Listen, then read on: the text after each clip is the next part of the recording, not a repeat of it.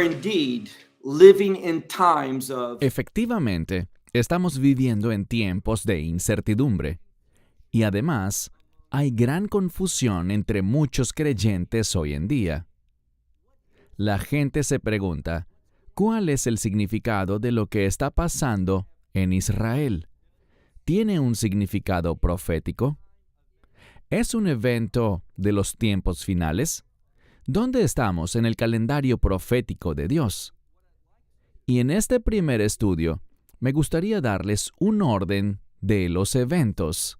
Veremos cuáles son los principales eventos que van a suceder en los últimos días. ¿Cómo sabremos que hemos llegado a los últimos días? ¿Y qué deberíamos hacer para prepararnos para estas cosas? Debido a este conflicto en Israel, ahora muchas personas han abierto sus Biblias y han buscado Gaza para ver qué dice la palabra de Dios al respecto. Y esta noche me gustaría comenzar hablando del libro de Sofonías. Si asistieron a nuestra conferencia en Orlando el año pasado, recordarán que estudiamos todo el libro de Sofonías y vimos el mismo pasaje del que me gustaría hablarles hoy. Se trata de Sofonías, capítulo 2, y el versículo importante es el versículo 4, porque allí es donde se menciona Gaza.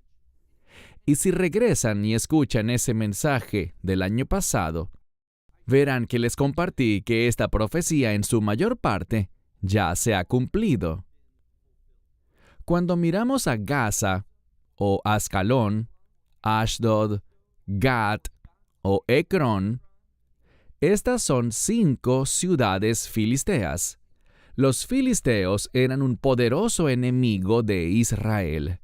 Se oponían al rey David y querían frustrar los propósitos de Dios para esa tierra y para su pueblo.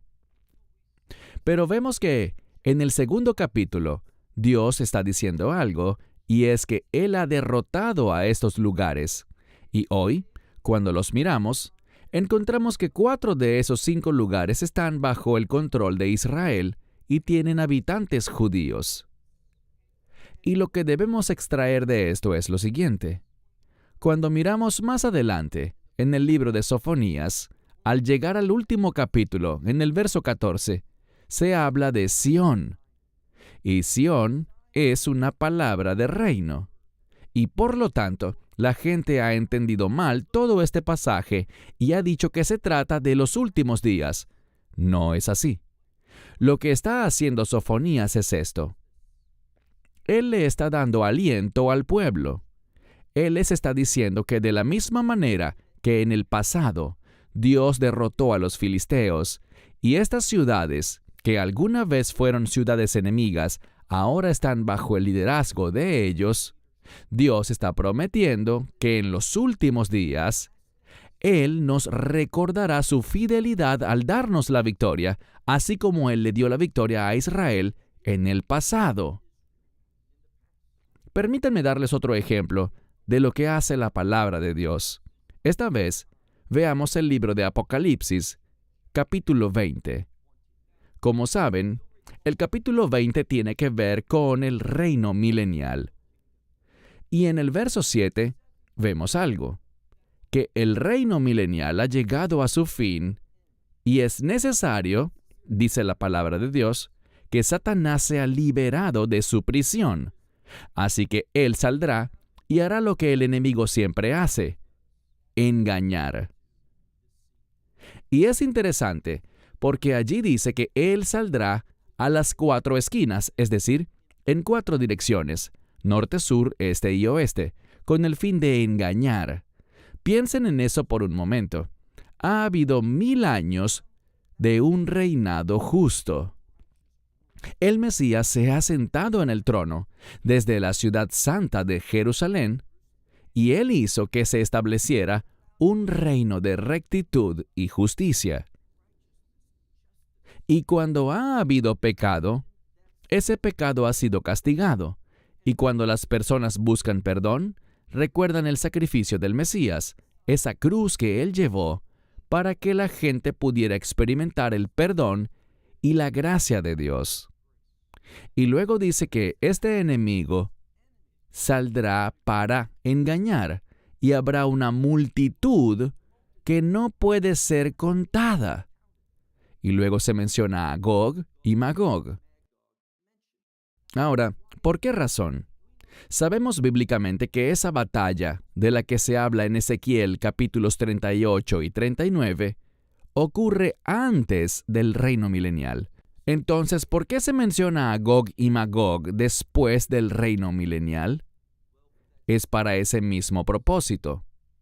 De la misma manera que Dios fue victorioso sobre los enemigos que vinieron contra Israel, Gog y Magog, ese término es traído a un nuevo contexto, pero con el mismo propósito, para informarnos de una victoria futura. Dios ganó la batalla de Gog y Magog y también derrotará a Satanás y a esa gran multitud que será engañada por él para atacar a los santos en la ciudad santa.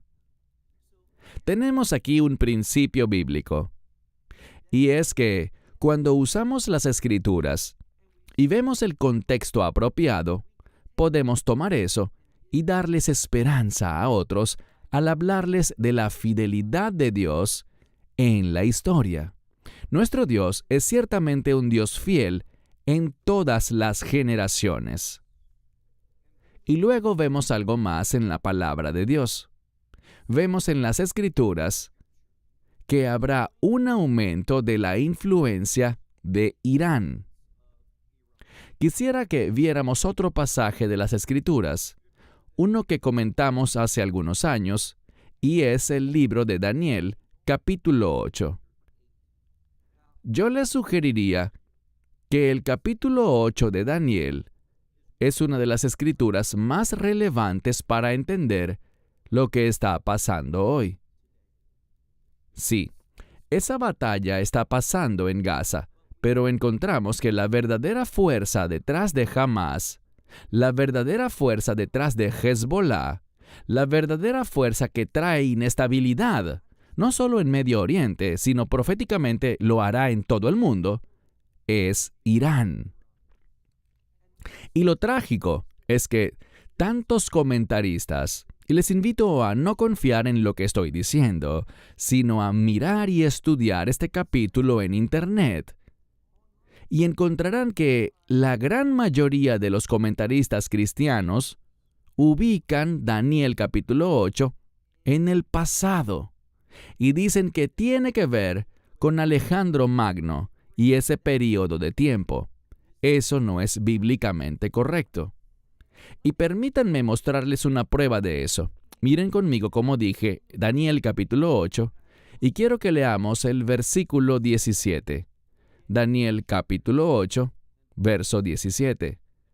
Porque cuando miramos este verso, dice aquí al final que esta visión, dice Leet Ketz Hei Hazon, que significa lo siguiente: esta visión es para los tiempos finales. Esa es la traducción exacta de la parte final del verso 17. Y luego, cuando leemos el verso 19, nos dice que esta profecía en Daniel capítulo 8, que trata sobre dos imperios, y hablaremos de eso en un momento, noten lo que dice en el verso 19.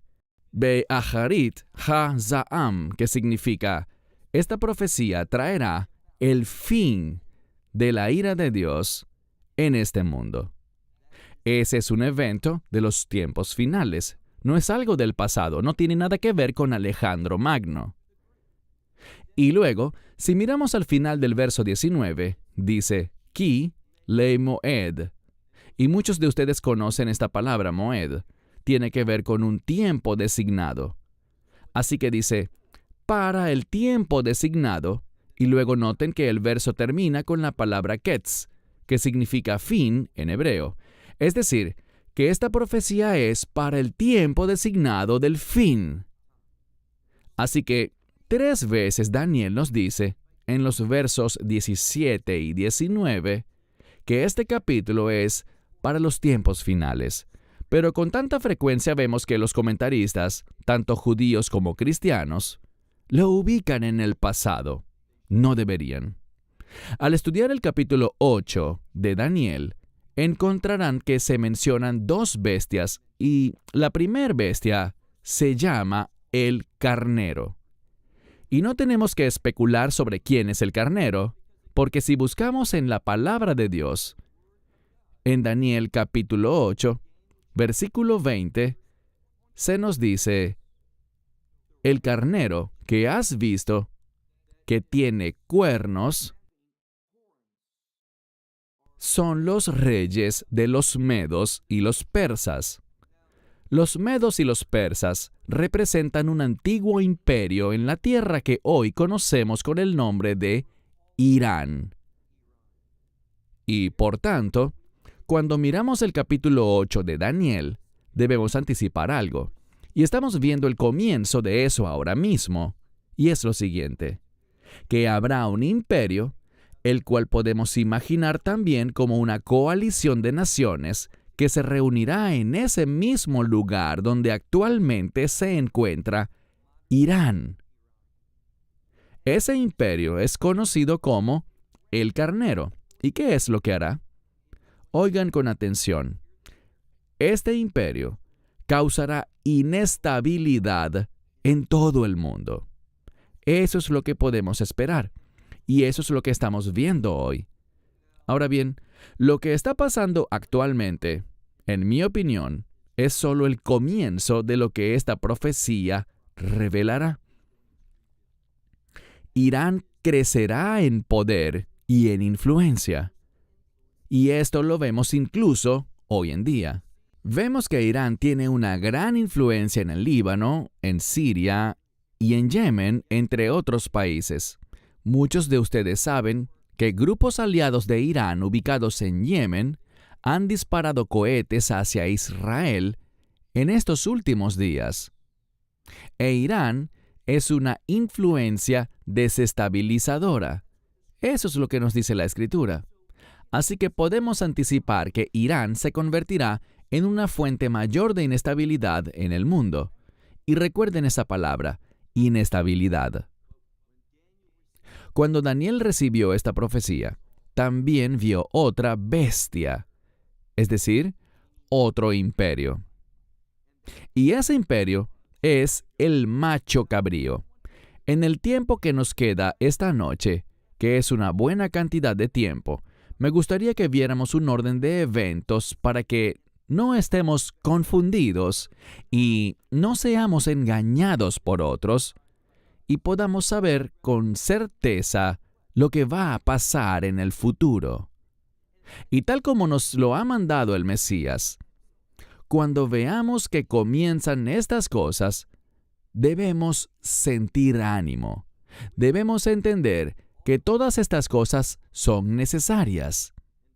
De hecho, el Mesías usa una palabra que es muy importante y habla de algo que debe suceder obligatoriamente para que la voluntad de Dios sea establecida. Y en los últimos días, Él habla de varios eventos que tienen que suceder. Y por eso no debemos tener miedo, no debemos confundirnos, no debemos permitir que estas cosas nos alejen de lo que Dios quiere que seamos y lo que Él quiere que hagamos. Entonces, ¿dónde estamos hoy en el calendario profético? Estamos en Daniel, capítulo 8, en el que Irán está creciendo en influencia y se convertirá en una gran fuente de miedo y desesperanza. Porque al estudiar el capítulo 8, y allí dice que el carnero, que es Irán, junto a una coalición de otras naciones, logrará inicialmente lo que Irán quiere. Y, por lo tanto, la gente se sentirá sin esperanza. Este imperio crecerá, pero este no es el imperio del anticristo. Y por más malo que sea este imperio, veremos algo.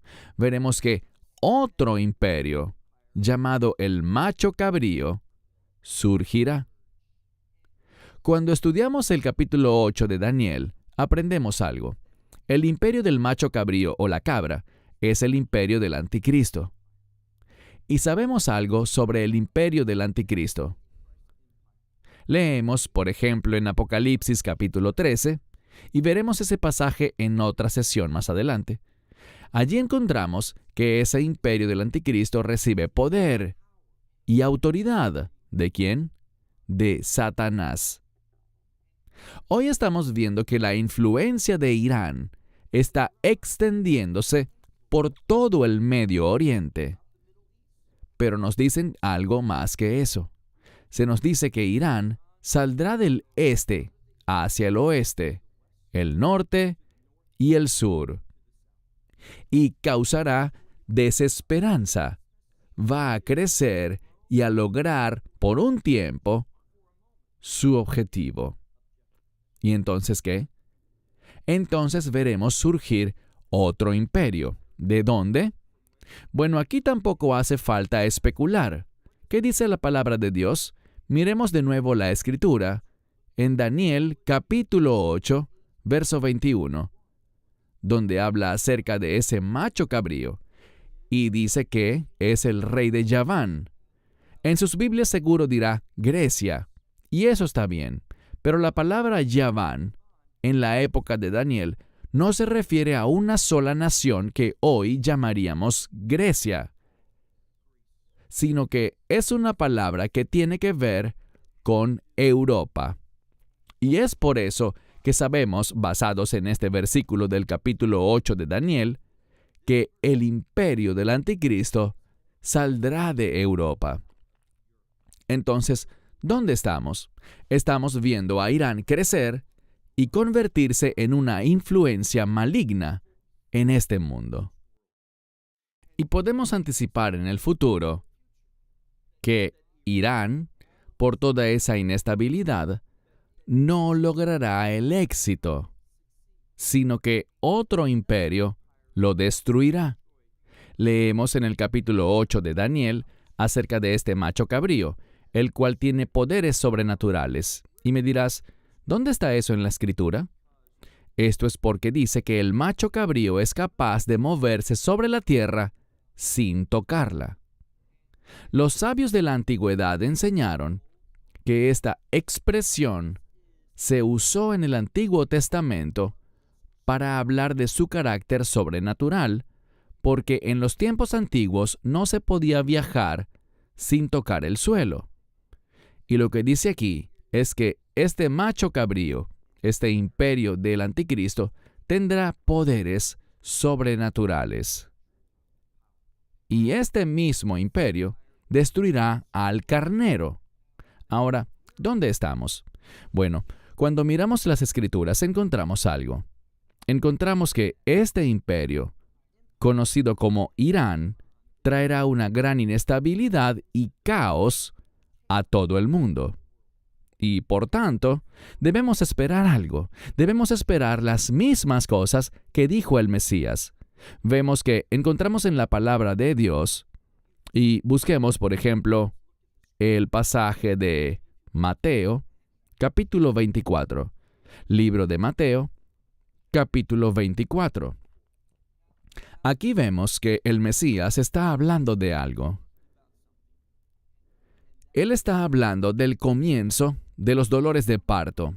Algunos han tratado de hacer una distinción entre los dolores de parto y el parto en sí. En la palabra de Dios no hay tal distinción.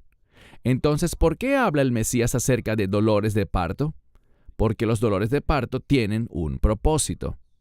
Hay algo que se producirá y tendrá un resultado que está lleno de alegría. Así que es una jornada difícil, pero termina bien. Por lo tanto, si miras Mateo 24, verso 4, observen que el Mesías está hablando con sus discípulos. ¿Y qué les dice? Y Yeshua respondió y les dijo. A pesar de que Él les está hablando a sus discípulos hace casi 2000 años, esto tiene relevancia para los discípulos en los últimos días también, cuando estos eventos de los que estaremos hablando se estén llevando a cabo. Y noten lo que dice. Él respondió y les dijo, en primer lugar, miren. Quiero que recuerden esa palabra, miren o vigilen. Es interesante porque en el Nuevo Testamento, el Mesías pronunció esta palabra y usó 3 palabras griegas diferentes para decirle a sus discípulos que miraran o que velaran. Así que se supone que deberíamos estar velando. Eso es tan importante. ¿Y qué se supone que deberíamos estar observando o mirando o vigilando? Bueno, recuerden lo que dice. Él dice, cuando vean que comienzan estas cosas, así que debemos estar mirando los eventos. Quiero hacer una pausa para decirles esto.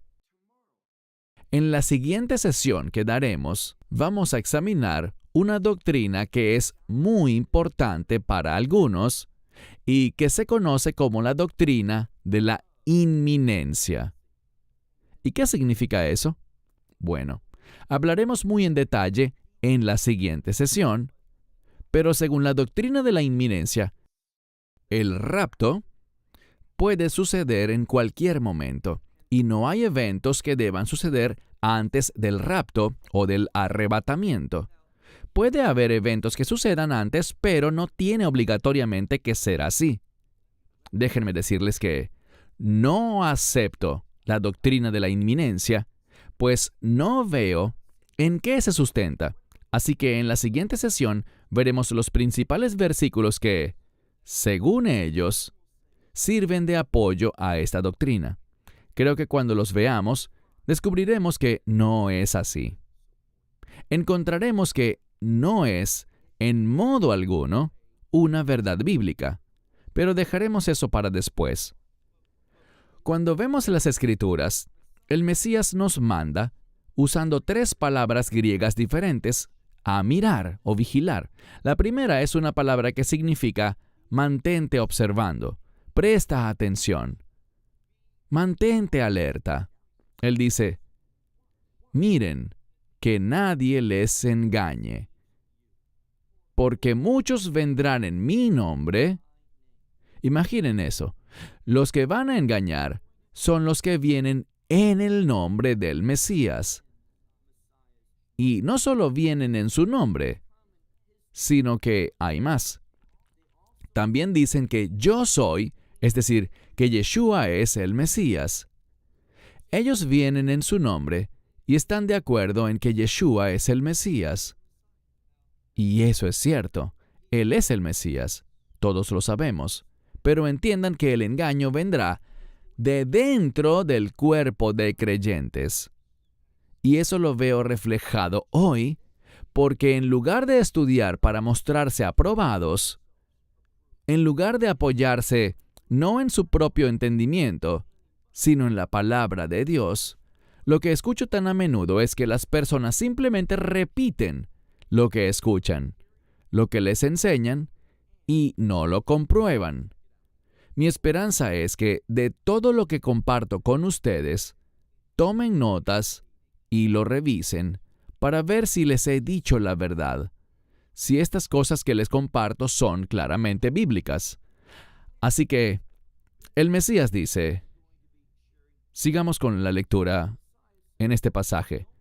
No dejen que nadie les engañe, porque muchos vendrán en mi nombre diciendo que yo soy el Mesías. Y noten lo que dice aquí. Y muchos, ahí está puesto el énfasis, esa es la parte destacada. Y muchos, y la palabra para ser engañados, si la estudian bien, habla de ser llevado por mal camino. Es decir, ser llevado a la inmoralidad. Esas cosas que no representan o se relacionan con el carácter de Dios. Y veremos que eso se refiere al imperio del anticristo. Recuerden que el anticristo es llamado el hombre de iniquidad. Es decir, él es alguien que odia la justicia de Dios. Dice aquí, y muchos serán llevados por mal camino, pero ustedes están a punto de oír de guerras y rumores de guerra. ¿Y qué es lo que se nos manda? Él dice, Miren que no los turben. No tengan miedo de estas cosas. Miren que no se turben. ¿Por qué? Aquí es donde dice la palabra importante. Porque todas estas cosas es necesario que vengan, pero el fin no es todavía. Esa palabra fin es muy importante. Debemos preguntarnos si vamos a tener una opinión sobre los últimos días.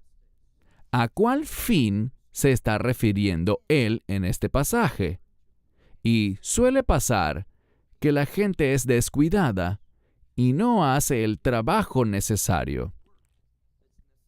Muy pocas personas saben que esta palabra para fin es diferente de lo que le preguntaron los discípulos en el verso 3, cuando ellos dicen, ¿cuándo sucederán estas cosas? ¿Y cuál es la señal de tu venida? Y, al final del verso 3 dicen, y del fin del siglo. Y si bien casi todas las Biblias traducen eso de la misma manera, es una palabra diferente. Tiene la misma raíz, pero hay una preposición diferente. La palabra fin, que habló el Mesías en el pasaje que vimos hace unos minutos, no tiene esa preposición. Se trata de un fin específico. ¿Y a qué se refería el Mesías? Bueno, él habló de este fin varias veces.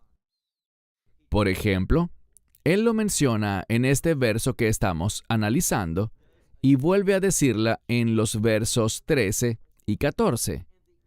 Y el fin al que se refiere el Mesías es el fin de la era de la iglesia.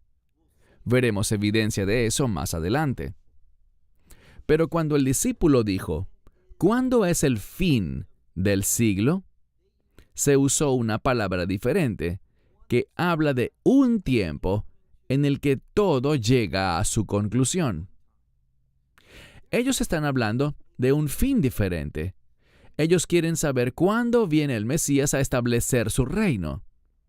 Pero aquí tenemos un principio importante.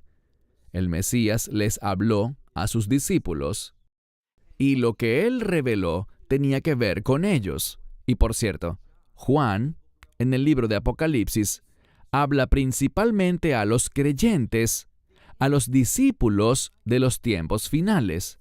Él no les habla principalmente a los que algunos llaman los santos de la tribulación.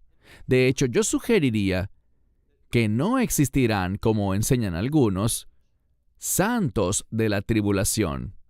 Y como dije, hablaremos más de eso en la siguiente sesión. Solo quiero decirles que debemos ser muy cuidadosos con la terminología que usamos y asegurarnos de que sea una terminología bíblica.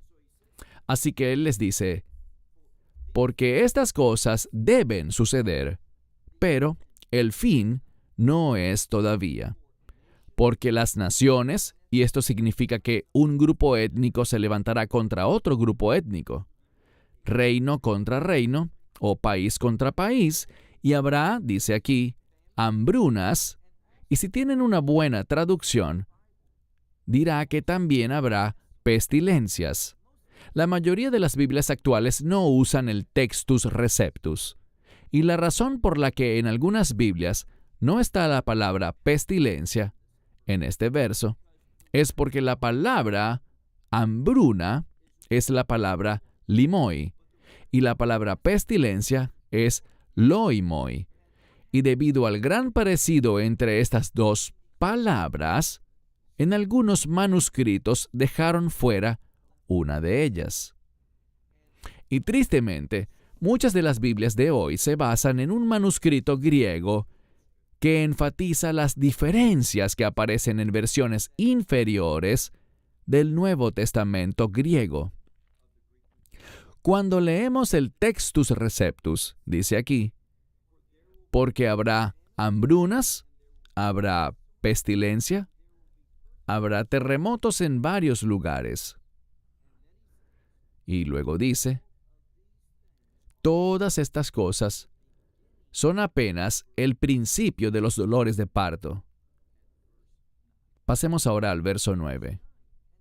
En el verso 9, y noten que es una continuación, dice en el verso 9, entonces ellos los entregarán a ustedes. ¿A quién le habla? A los discípulos. ¿Qué discípulos? Creyentes. Él dice, entonces ellos los entregarán, y la palabra en griego es telipsis, está en acusativo, telipsin, y significa tribulación. Así que el Mesías está diciendo algo, que los creyentes serán perseguidos. Y yo les diría lo siguiente, en el porvenir, y hablaremos exactamente de cuándo será, llegará la peor de las persecuciones primero para los creyentes. Pero volvamos a la cronología de estos eventos. Comienza con el surgimiento del imperio iraní, que se convierte en una fuente de problemas e inestabilidad. Y vemos que el Mesías habló de dolores de parto. Y lo que quiero compartirles es que estos dolores de parto de los que él habla vendrán antes, oigan esto, son antes de la semana 70 de Daniel. ¿Por qué es eso? Porque veremos evidencia bíblica de que cuando el imperio del anticristo entre en escena y derrote al carnero, él traerá un tiempo de estabilidad. Y hablaremos de por qué es así más adelante. Él va a traer estabilidad, pero esa estabilidad estará enraizada en la injusticia, enraizada en esas cosas que son extremadamente desagradables para Dios. Y como dije, necesitamos un panorama correcto de estos eventos. Lo primero que pasa antes de la semana 70 de Daniel, y hablaremos más en un mensaje posterior sobre la semana 70 de Daniel. Sabemos que en el capítulo 9 del libro de Daniel hay una profecía sobre 70 semanas. Si nos fijamos en el capítulo 9, él no habla de días, lo que se enfatiza son años. Así que no estamos hablando de semanas de 7 días, sino que hablamos de una semana profética. Y por cierto, si habláramos de días, el término para semana sería Shavuot, pero si hablamos de una semana profética de 7 años, se usa una palabra diferente, Shevuim. Son palabras diferentes porque se refieren a dos tipos diferentes de semanas. Así que hay un periodo de 7 años finales. Y ahora estamos hablando de cosas que pasan antes de la semana 70 de Daniel, antes de esos 7 años finales. ¿Y qué viene antes? Bíblicamente, Irán.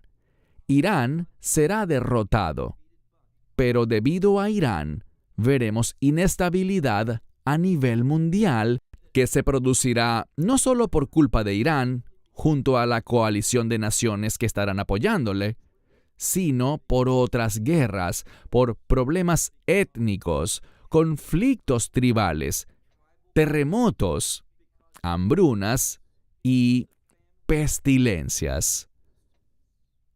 Pero al final, ¿qué podemos esperar? Podemos esperar que el imperio del anticristo traiga consigo un tiempo de estabilidad, una falsa estabilidad. ¿Y qué es lo que el anticristo querrá hacer? Bueno, él querrá cortejar a Israel y atraerlos hacia sí. Es decir, él está en contra de los propósitos de Dios, y él sabe algo que gran parte de la iglesia ignora, y es lo siguiente. Gran parte de la iglesia cree que Dios ha terminado con Israel, que Él ha reemplazado a Israel y que se perdió el significado de esa tierra o del pueblo judío.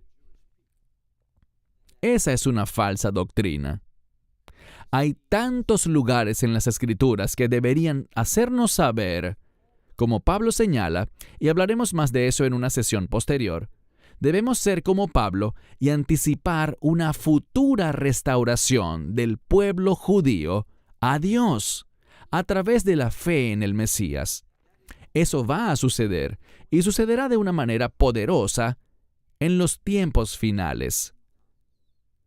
Y debemos darnos cuenta de que el anticristo tendrá un compromiso con Jerusalén. Él querrá que se construya un templo y querrá sacrificios y ofrendas en ese templo, mientras trata de demostrar que Él es principalmente el Salvador judío, y en segundo lugar, Él se mostrará falsamente como el Dios de Israel. Y mientras Él trae estabilidad, y lo hará, esto comenzará en la semana 70 de Daniel, estos 7 años finales. Él traerá estabilidad en todo el mundo. Él traerá prosperidad a todo el mundo. Y la gente estará complacida con su liderazgo. Pero habrá un grupo que reconocerá al anticristo por lo que verdaderamente es. Un estudio posterior que haremos durante esta conferencia se enfocará en la siguiente pregunta: ¿la iglesia verá al anticristo? Antes de responder, veremos lo que dice la palabra de Dios, y lo haremos en otro mensaje durante esta conferencia. Pero el anticristo se mantendrá activo. Parecerá tener éxito. Él traerá muchas cosas aparentemente buenas al mundo. Pero, ¿cuál es el carácter de ese imperio del anticristo? Bueno, él es llamado el hombre de iniquidad. Y sabemos algo más, que su imperio tendrá un carácter blasfemo. Lean lo que dice la Escritura acerca del imperio del anticristo en Apocalipsis capítulo 13. Y debido a ese carácter de injusticia, a causa de esa iniquidad que él producirá por ser ese hombre de iniquidad, los creyentes serán quienes hablarán en contra de él, se levantarán en su contra. Y es por eso que dice en Mateo 24, verso 9, por eso dice que ellos los entregarán a tribulación y los matarán, y serán odiados por todas las naciones. ¿Por qué? Por causa de mi nombre. Y luego dice que habrá muchos que tropezarán. Lo que la Escritura está diciendo es que habrá muchos que a causa de esta persecución, a causa de esta adversidad que los creyentes enfrentarán por la injusticia del anticristo, que debido a eso, muchos van a tropezar. Debemos orar ahora para que no nos pase eso, para que permanezcamos fieles y nos volvamos a Él y confiemos en el Espíritu Santo para que nos dé la fortaleza para superar todas esas situaciones. Ahora, quiero que veamos otro pasaje de las Escrituras que está en el libro de Apocalipsis, capítulo 6. Libro de Apocalipsis, capítulo 6. Revisaremos varios capítulos del libro de Apocalipsis en estas sesiones. Y veremos que estos le dan claridad al lector. En Apocalipsis capítulo 6, vemos que se habla de unos sellos. Estos sellos, aunque el Cordero es quien los abre porque Él es Dios soberano, Él está en control, pero Él no es la causa de lo que está sucediendo en los juicios de estos sellos. En los próximos minutos, quiero que nos concentremos en los 4 primeros sellos. Apocalipsis capítulo 6, lean conmigo el verso 1. Juan hablando dice, él está en el cielo cuando tuvo estas visiones y dice, y miré, y cuando el Cordero abrió uno de los sellos, oí a uno de los 4 seres vivientes, estos 4 seres vivientes están en el cielo, diciendo con voz de trueno, ¿qué dijo este ser viviente? Ven a ver. Él dice, y miré, y he aquí un caballo blanco. Este caballo blanco tenía a alguien montado sobre él, al cual le fue dado un arco. Esto representa un arma. Así que debemos esperar que venga alguien que tendrá un arma y que usará esa arma. Y además tendrá cierto poder porque le fue dada también una corona. ¿Y qué hace? Él sale con esta autoridad y esta arma y sale a conquistar y logrará conquistar. Esa es una expresión en griego que significa que tendrá éxito. Así que vemos que hay alguien que saldrá y tendrá éxito conquistando otras naciones. ¿Y qué va a hacer? Bueno, miremos el verso 3. Y cuando abrió el segundo sello, oí al segundo ser viviente que decía otra vez, ven y mira. Y salió otro caballo, pero este caballo era rojo, y al que montaba sobre él le fue dado poder para quitar la paz de la tierra. Esto nos está diciendo que este jinete, y todos trabajan juntos, los 4 jinetes de los que hablaremos, todos tienen un propósito común. Y vemos que él viene a conquistar. Él viene a quitar la paz de la tierra. Y noten algo más. Para que se maten unos a otros. Y le fue dada, recuerden esto, le fue dada una gran espada. Eso será muy importante. Verso 5. El tercer jinete. Y cuando abrió el tercer sello, oí al tercer ser viviente que decía, ven y mira. Y miré, y he aquí un caballo negro. Y el que lo montaba tenía una balanza en su mano. Y oí una voz en medio de los seres vivientes. Estos 4 seres vivientes. ¿Y qué dijo? Bueno, aquí tenemos una palabra que habla de una medida que es como 1 kilo de una sustancia seca. Así que no es mucho. Y dice que esta medida de trigo cuesta 1 denario. 1 denario, como muchos saben, es el salario de 1 día de trabajo. Así que el precio de los alimentos se ha disparado. Una medida de trigo que solo alcanza para hacer una hogaza de pan, te cuesta todo 1 día de trabajo. Luego dice, 3 medidas de cebada por 1 denario. Y fíjense cómo termina. El precio de la comida está subiendo. ¿Qué hace que suba el precio de la comida? Bueno, estos suben cuando hay hambruna, cuando hay terremotos y cuando hay pestilencias. Todo esto afecta negativamente a la economía y hace que los precios de la comida se disparen. Pero noten algo. Dice aquí, no dañes el aceite. Eso podría relacionarse con la unción o al vino, y el vino suele representar en la Escritura la alegría. Así que en medio de esto, la unción no resultará dañada, ni nuestra alegría, nuestro gozo se basará en estas cosas materiales. Dios puede enseñarnos y hacer que tengamos esa paz que sobrepasa todo entendimiento. Pero aquí es donde se pone interesante. Llegamos al 4 jinete. Verso 7.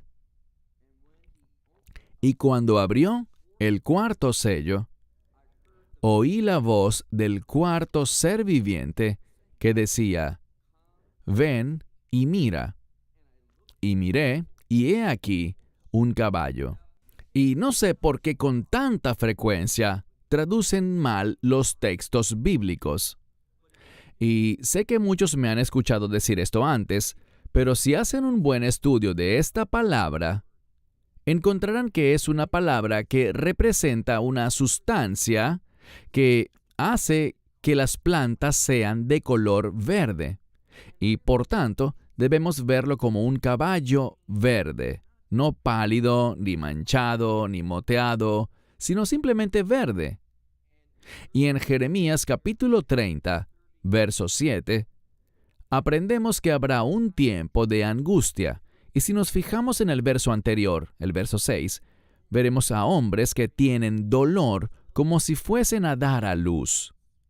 Lean eso en el capítulo 30, los primeros 7 versos, y sus rostros se vuelven, y allí se usa la palabra en hebreo que es traducida de diferentes maneras, pero esa palabra en hebreo significa verde. ¿Por qué? El verde simboliza el dolor. Permítanme detenerme un momento y compartir algo respecto a Satanás y el anticristo. En realidad, el anticristo es una especie de Satanás encarnado. Tanto el anticristo como Satanás aman ¿qué cosa? La adversidad. Eso es lo que significa el nombre Satanás. Ellos causan dolor y sufrimiento por el mero propósito de causar dolor y sufrimiento. Se deleitan al ver la miseria y el sufrimiento de los demás. Y es así como se está describiendo al cuarto jinete. Sigamos leyendo. El cuarto ser viviente dice, «Ven y mira». Y miré, y he aquí un caballo verde. Y el que lo montaba tenía un nombre. ¿Y cuál era su nombre? Muerte. Ahora bien, el Mesías dice, «He venido para que tengan vida y la tengan en abundancia». Nuestro Dios es el Dios viviente. Y lo que vemos aquí no tiene nada de eso. Estos juicios de los sellos no tienen nada que ver con Dios. En otras palabras, lo que estamos hablando aquí y el origen de todas estas cosas no es Dios. No representa su ira ni su juicio. Nada de eso ha sucedido todavía. Dice aquí que el nombre que éste tenía era muerte. Y vemos que el infierno, literalmente, le seguía. Así que estaba relacionado con el infierno, y esa es una pista satánica. Y dice que se le dio autoridad para matar a 1/4 parte de la tierra. ¿Recuerdan a este primer jinete, al del caballo blanco? Él salió a conquistar. Y aquí vemos que éste gobernará sobre 1/4 parte de la tierra. La mayoría de los eruditos ven eso como 1/4 de la superficie terrestre. Y sabemos que el imperio del anticristo será un imperio mundial. Y veremos otra prueba de eso en la siguiente sesión. Así que él gobernará sobre 1/4 parte de la tierra. ¿Y cómo hará eso? Dice aquí, con una espada. Eso es significativo porque vemos que el segundo jinete sobre el caballo rojo saldrá para quitar la paz. ¿Y qué se le dio? Una espada. Y luego cuando miramos al caballo negro, el jinete que lo montaba tenía que ver con precios elevados, lo cual se relaciona con una hambruna. Y vemos aquí que también se menciona una hambruna, y luego la muerte, y también las bestias de la tierra. ¿Cuándo vienen las bestias? Cuando hay hambre, cuando hay desastres naturales o cuando hay pestilencias. Ellas vienen a la ciudad. Y lo que las Escrituras hacen aquí es unir a ese cuarto jinete con los 3 primeros. Forman una unidad. Son una sola cosa. Y lo que vemos aquí es que estos 4 jinetes provocan un cambio en el mundo. Quitan la paz, traen un tiempo de inestabilidad. Y todo eso lo usará el anticristo con el fin de ganar control en todo el mundo. Lo que es importante que sepamos es que cuando llegue la semana 70 de Daniel, vemos que el 5º sello será lo que deberíamos estar mirando. ¿Por qué? Ya se los había comentado. El anticristo se manifestará en un tiempo de estabilidad. ¿Cuál es la base para eso? Bueno, les mencioné varias veces la importancia de Apocalipsis capítulo 13. ¿Saben qué es Apocalipsis 13? Es una especie de visión general de lo que fue revelado en el libro de Apocalipsis en todos los capítulos anteriores. Es como volver atrás y mirar lo que va a pasar. Y lo que encontramos es que habrá una bestia, que es ese imperio, y esa bestia saldrá de la inestabilidad, y esa bestia es el imperio del anticristo. Él se levantará en un momento de inestabilidad, pero él derrotará al causante de eso, que es el carnero. Esa es la fuente de la inestabilidad. Él producirá y usará todo eso para establecer su imperio. Y luego encontramos más adelante, en el libro de Apocalipsis capítulo 13, que hay otra bestia, pero esa bestia, aunque es malvada, parece un cordero. Y descubrimos que esa segunda bestia, que no viene del mar, porque el mar representa la inestabilidad. El mar es turbulento, se mueve todo el tiempo. Así que el imperio del anticristo surge de la inestabilidad. Él va a asegurar las cosas, hacer las cosas estables. Y luego, ¿qué pasará? Solo después de eso se manifestará el anticristo, porque cuando miras Apocalipsis 13, esa segunda bestia, que es ciertamente el anticristo, surge ya no del mar, sino de la tierra, de tiempos estables. Y él provocará un cambio espiritual. Hablaremos de eso más adelante. Pero recapitulemos el panorama. Vemos que Irán se levantará y producirá inestabilidad. El macho cabrío, que es el imperio del anticristo, lo derribará y traerá un tiempo de estabilidad. Pero el imperio del anticristo es de carácter blasfemo. Y por lo tanto, los creyentes verdaderos hablarán y se levantarán en su contra. ¿Y qué pasará con nosotros al defender la justicia y la verdad cuando querramos hacer cumplir el carácter de Dios? Eso es lo que debemos querer, el carácter de Dios, que es santo, justo, bueno. Esas cosas serán castigadas por el anticristo.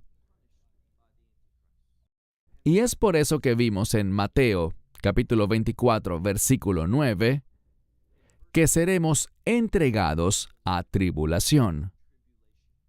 Y entonces, si nos vamos al quinto sello, el quinto sello es acerca de los creyentes.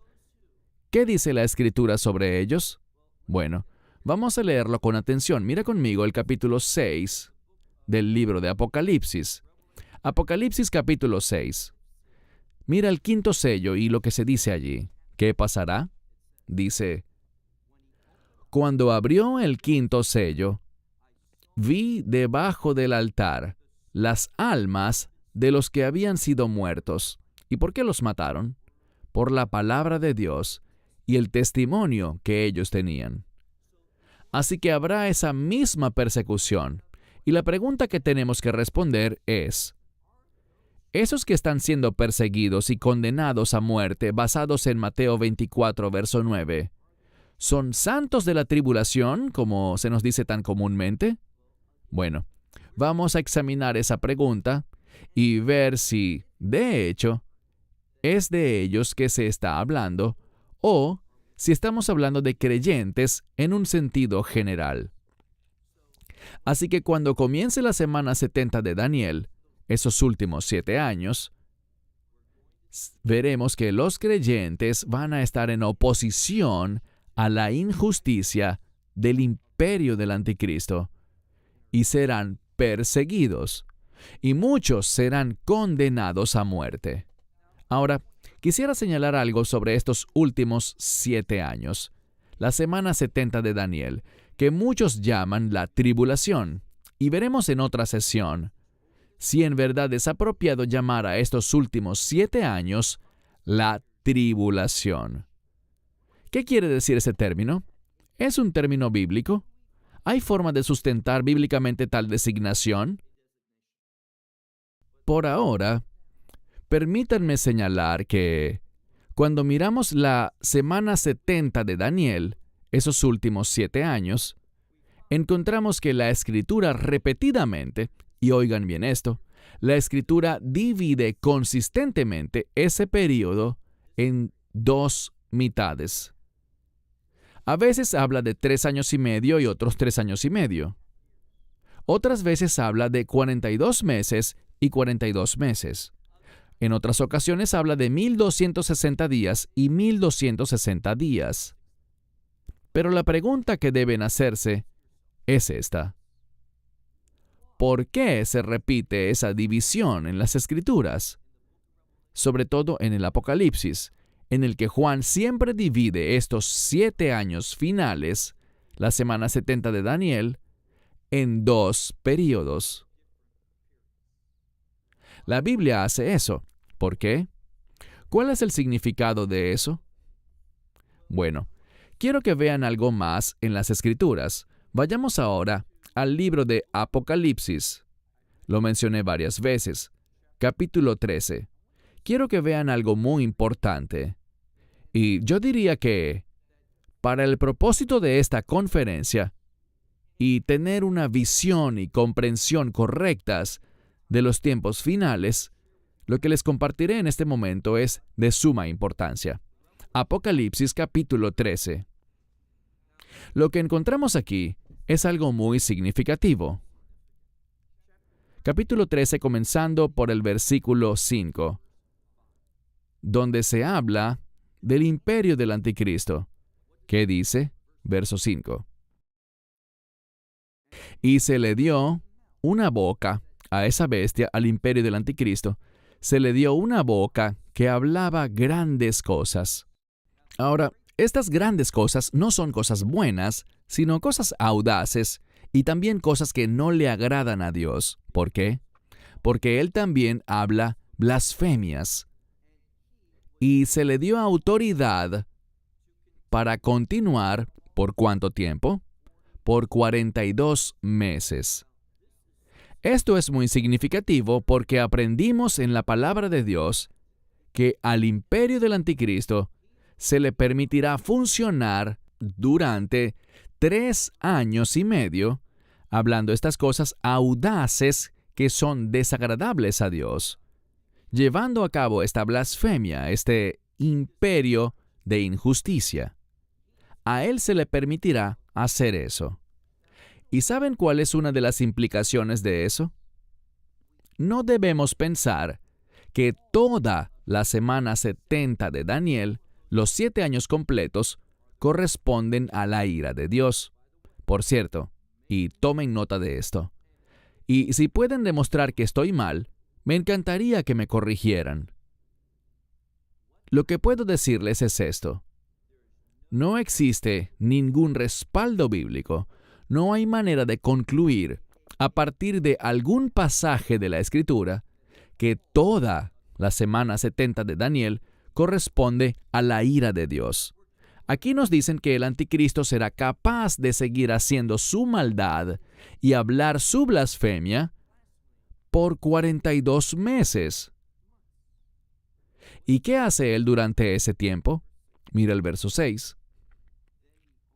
Entonces abrió su boca en blasfemia contra Dios para blasfemar su nombre, es decir, el carácter de Dios, la justicia de Dios. Su tabernáculo, el tabernáculo representa la presencia de Dios. Él odia la presencia de Dios. Y de los que moran en el cielo. Ahora, tengan cuidado con algo. Si hacen un buen estudio del libro de Apocalipsis, encontrarán algo. Verán que en el libro de Apocalipsis hay 2 grupos de personas: los que moran en la tierra y los que moran en el cielo. Y no tiene nada que ver con el lugar donde se encuentren físicamente. Cuando Juan, en el libro de Apocalipsis, habla sobre los que moran en la tierra, se refiere a aquellos que pertenecen al mundo, que son ciudadanos de este mundo, de este imperio del anticristo.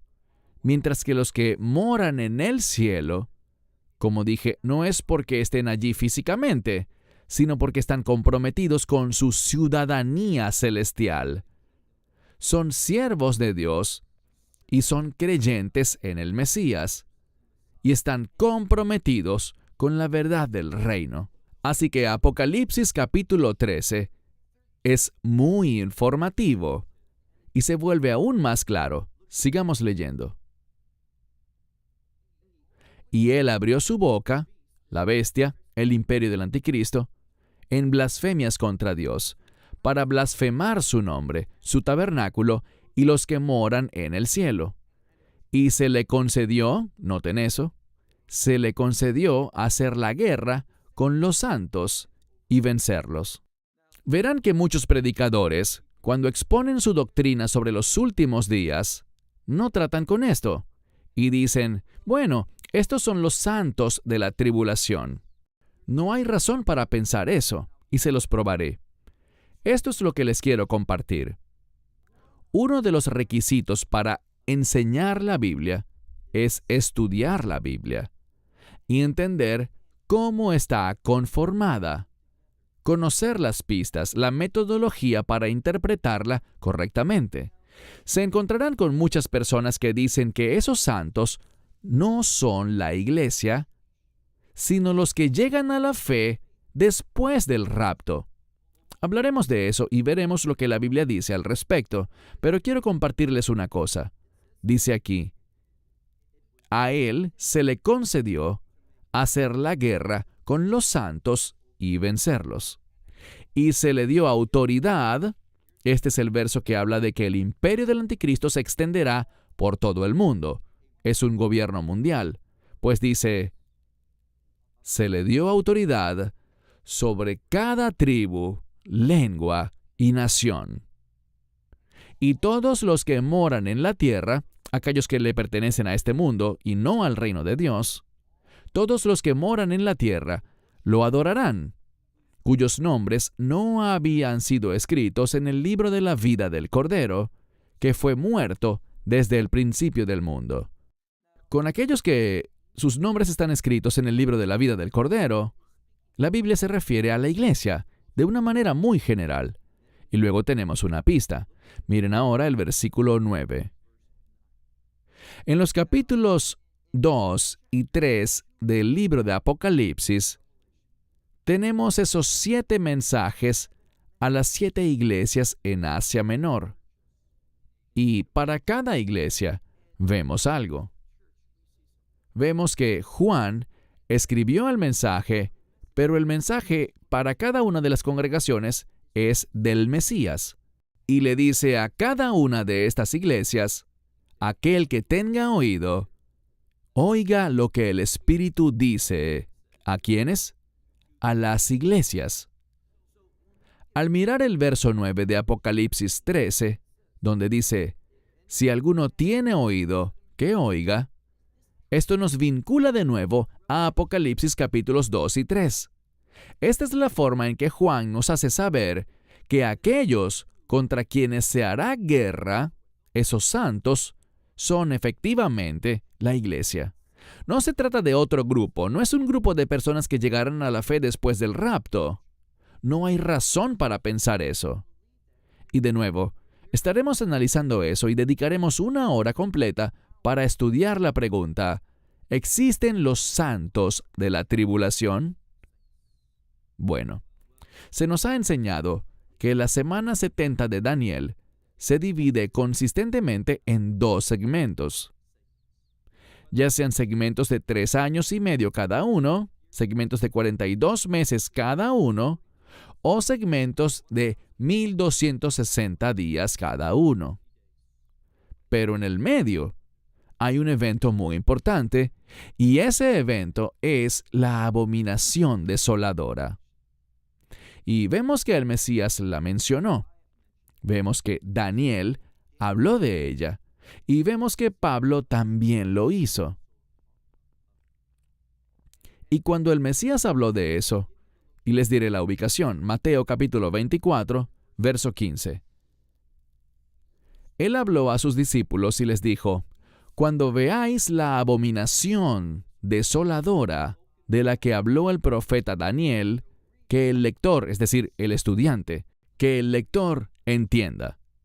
Y justo después de este evento, hay un cambio.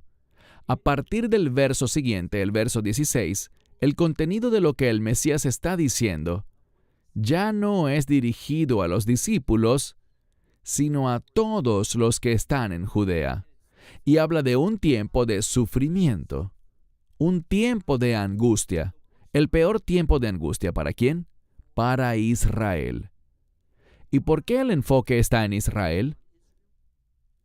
Porque en el verso anterior, y me refiero al verso 14 de Mateo 24, dice esto: y el evangelio de este reino debe ser proclamado a todas las naciones como testimonio, y entonces vendrá el fin. ¿Qué fin es este? Este es el fin de la era de la iglesia. Y él dice a la iglesia: cuando veáis la abominación desoladora de la que habló el profeta Daniel, que el lector entienda. ¿Qué debemos entender? Bueno, hallaremos la respuesta a esa pregunta en la siguiente sesión, cuando veamos lo que Pablo dice sobre ese evento llamado la abominación desoladora. Así que vemos algo. El evento ubicado en medio de esa semana 70 es la abominación desoladora. Y después de eso, vemos algo.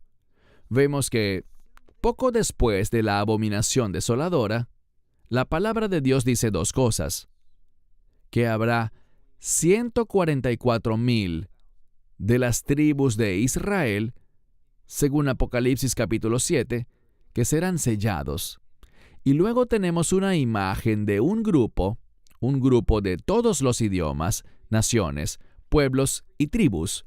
Para mí esa es la iglesia, que será llevado al cielo y estarán de pie en reconocimiento de que dependen de Dios para estar delante del trono de Dios, proclamando la salvación de Dios. Creo que esa es una imagen del rapto, el arrebatamiento. Y oigan esto: después de la abominación desoladora, un remanente de Israel será sellado, y entonces veremos el rapto. Nadie sabe el día ni la hora. No sabemos si son unas horas después de que sellen a Israel, o unos días, unas semanas, o unos meses. Nadie lo sabe. Pero sí sabemos esto: que el rapto debe suceder, ¿cuándo? Antes de la ira de Dios. Y veremos que eso está respaldado 2 veces en el libro de Apocalipsis. ¿Qué está respaldado? Lo que Pablo nos enseña en 1 Tesalonicenses capítulo 5, verso 9, que dice: no estamos destinados para la ira. Los creyentes nunca experimentarán la ira de Dios. No estarán en este mundo cuando Dios derrame su ira. Esa es la promesa que tenemos. Y el error que comete mucha gente es creer que toda la semana 70 de Daniel, todos esos 7 años finales, son compuestos por la ira de Dios. Vimos que ese no es el caso, porque el anticristo tendrá autoridad para seguir adelante y hacer sus cosas blasfemas y perseguir a los creyentes durante la primera mitad, esos primeros 42 meses. Y entonces, ¿qué sabemos?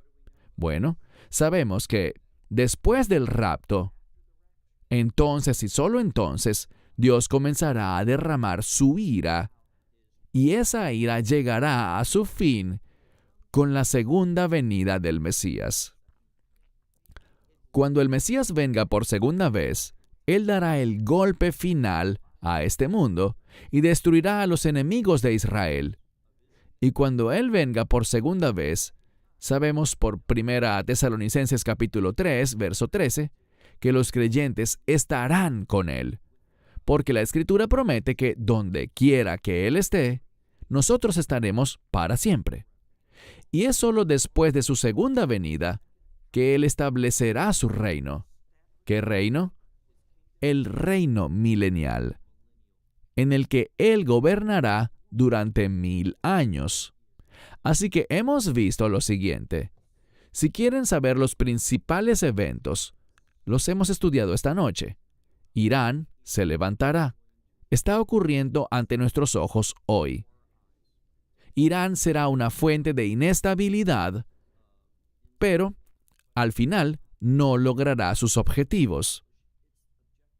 El imperio del anticristo destruirá a Irán, y el anticristo utilizará la inestabilidad causada por Irán, causada por terremotos, también por hambrunas, pestilencias y otras guerras, y él producirá una falsa estabilidad y establecerá su reino. Y cuando lo haga, este imperio, este reino falso, lo hará al comienzo de la semana 70 de Daniel, donde habrá ese falso pacto hecho con muchos. Y durante la primera mitad de la semana 70 de Daniel, veremos que los creyentes, la iglesia, será perseguida. Y luego, a la mitad de esa semana, la abominación desoladora. Y después de la abominación desoladora, el sellado de Israel, el rapto de la iglesia. Y solo después del rapto de la iglesia, del cual, por cierto, ningún hombre sabe ni el día ni la hora. Sucederá después del punto medio, pero no sabemos cuánto tiempo después. Luego del rapto, la ira de Dios será derramada a través de los juicios de las trompetas y los juicios de las copas. Y la ira de Dios llegará a su fin con la segunda venida del Mesías, quien vendrá y derrotará en su totalidad al imperio del anticristo y establecerá el reino milenial. Esto es lo que la Biblia revela que sucederá en los últimos días. Así que mi esperanza es que podamos disfrutar de un estudio que consta de 7 sesiones en esta conferencia de Orlando 2023, donde trataremos temas tales como ¿cuál es el período de la tribulación? ¿Qué pasará en los últimos días? ¿La iglesia verá el anticristo? ¿Es correcta la doctrina de la inminencia? ¿Y existen los santos de la tribulación? Luego concluiremos con una última sesión para dar un mensaje especial, instrucciones para los creyentes a la luz de los últimos días.